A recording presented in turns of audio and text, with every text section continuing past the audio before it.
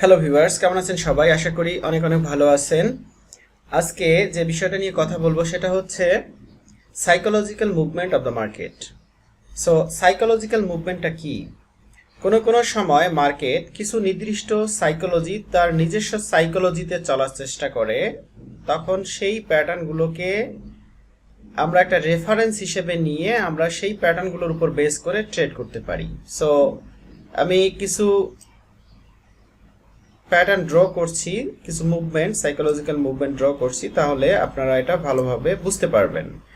ওকে, so এখান থেকে market যদি আমরা বুঝতে পারি, মার্কেট এখান থেকে আপ ট্রেন্ড তৈরি করে মার্কেট আপে যাচ্ছে এবং একটা বিয়ারিশ ক্যান্ডেলস্টিক তৈরি করার পরে যদি মার্কেট এখান থেকে আবার আপে যেতে থাকে, এভাবে এভাবে আপে যেতে থাকে, সো কিছুক্ষণ পরে দুইটা তিনটা চারটা ক্যান্ডেলস্টিক তৈরি করার পরে আবার আরেকটা বিয়ারিশ ক্যান্ডেলস্টিক মার্কেট তৈরি করে ফেলে।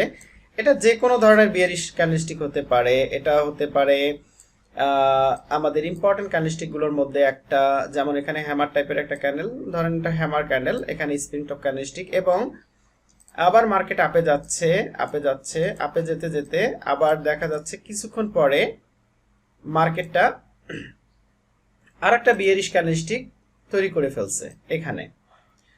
সো আমরা একটা জিনিস খেয়াল করব যে এইখানে যখন প্রথমে একটা বিয়ারিশ ক্যান্ডেলস্টিক তৈরি করে ফেলছিল মার্কেট, এরপরে মার্কেটটা এখান থেকে আপে চলে গিয়েছিল।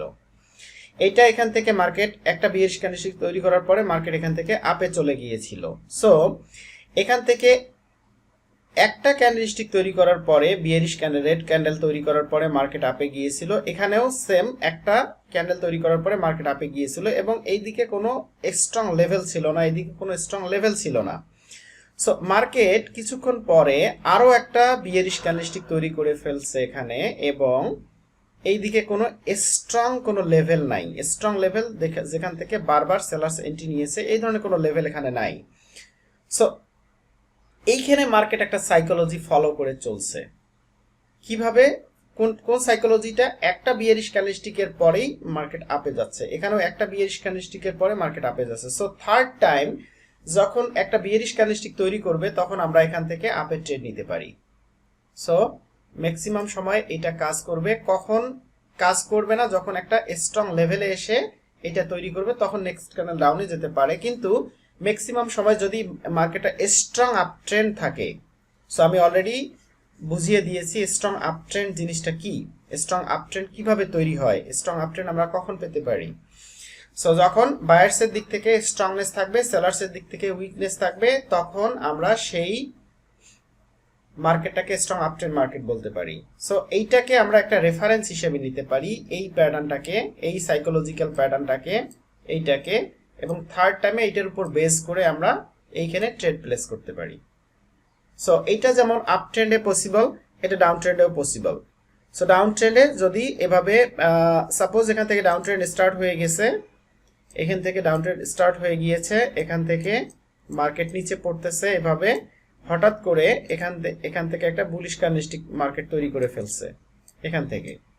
ওকে, সো এখান থেকে যখন বুলিশ ক্যান্ডেলস্টিক আমরা পেয়ে গেছি একটা, সো প্রিভিয়াসলি এইটা একটা আপ ট্রেন্ডের ক্ষেত্রে এই সাইকোলজিক্যাল প্যাটার্নটা মার্কেট তৈরি করেছিল। সো ডাউন ট্রেন্ডের ক্ষেত্রে এখানেও যদি একটা মাত্র বুলিশ ক্যান্ডেলস্টিক পাই আমরা, এবং এটার পরে যদি মার্কেটটা আবার নিচে চলে যায়, থার্ড টাইমে আমরা প্রিভিয়াস যত প্যাটার্ন আছে এটাকে রেফারেন্স হিসেবে নিতে পারি। যেমন যখন আপ ট্রেন্ডে গিয়েছিল তখন একটা মাত্র রেড ক্যান্ডেলের পরে মার্কেট আপে গিয়েছিল পরপর তিনবার, এখান থেকেও সেম জিনিসটা হতে পারে।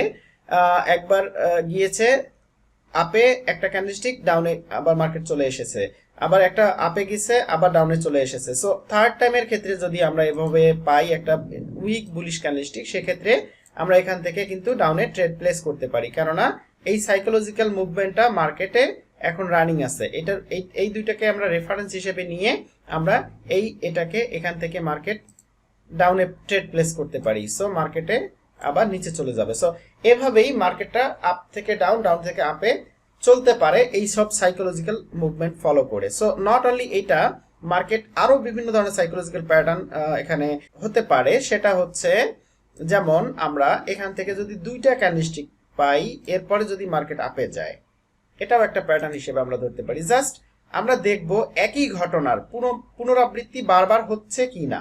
যদি আমরা দেখি একই ঘটনার পুনরাবৃত্তি অলরেডি 2বার হয়ে গেছে এবং মার্কেটটা স্ট্রংলি আপে যাচ্ছে, সো আমরা তৃতীয়বারের ক্ষেত্রে এইটাকে আমরা একটা রেফারেন্স হিসেবে নিয়ে আমরা ট্রেড প্লেস করতে পারি।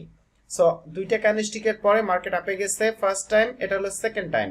সো থার্ড টাইমে যখন মার্কেট দুইটা ক্যান্ডেলস্টিক তৈরি করবে রেড কালারের এবং মার্কেটটাকে যখন দুইটা ক্যান্ডেলস্টিক তৈরি করবে তখন আমরা শুধুমাত্র এখানে আপে ট্রেড নিতে পারি।